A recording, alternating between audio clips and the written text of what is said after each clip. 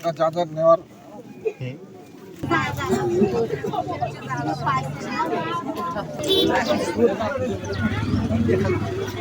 সরকারের পক্ষে জোর দাবি জানাবো যে একটা মাসুম বাচ্চা যে তাকে নৃশংসভাবে হত্যা করা হলো, প্রকৃতপক্ষ দোষী যে তাকে যেন আইনের আওতায় নিয়ে সাজা দেওয়া হয়। আমার এটাই কাম্য। খারাপ লাগছে দেখে আইসি ময়া লাগছে দেখে আইসি অঙ্কে মানুষের ফাঁসি হওয়ার দরকার।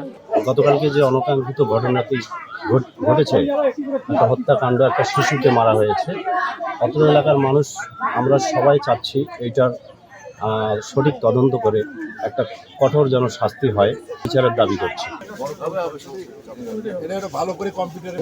স্বামী ভাষ্য মতে প্রথমে সে ওই স্থানীয় একটা মাদ্রাসা আছে, মাদ্রাসার একটা কক্ষে মুখ চেপে ধরে এবং গলায় একটু চেষ্টা করে যে তাকে নিস্তেজ করার এবং শ্বাসরোধ করে নিস্তেজ করার। তার পরবর্তীতে ওই জায়গায় নিয়ে এসে সে এই যে ধারালো অস্ত্র দিয়ে হত্যাকাণ্ডটি সম্পূর্ণ করেছে সেটা উদ্ধার করলাম।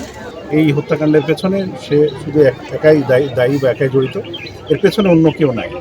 কেন এত ছোট বাচ্চাকে কেন এভাবে নৃশংসভাবে হত্যার শিকার হতে হলো? চাচি মানে তাকে হেট করে বা তাকে পছন্দ করে না, ইগনোর করে। এইটাই হচ্ছে মূল কারণ যে চাচির প্রতি ক্ষোভ থেকেই এটা সে করেছে। আমার চাচাতো ভাইকে যদি আমি হয়তো এরকম মেনে ফেলি তাহলে আমি একটা সয় সম্পত্তির একটা ভাগ পাবো, কারণ আমি তো একমাত্র ছেলে। একটা হচ্ছে যে চাচির ইগনোরেন্স বা চাচি পছন্দ করে না, এটা সে মনে মনে ধারণ করতো বা মনে তাকে একটা কষ্ট দিত। এবং দ্বিতীয়টি হচ্ছে যে চাচার সয় সম্পত্তি বা যদি ছেলেটা মারা যায় তাহলে পুরুষ মানুষ হিসেবে বংশের সে ভাগটা পাবে।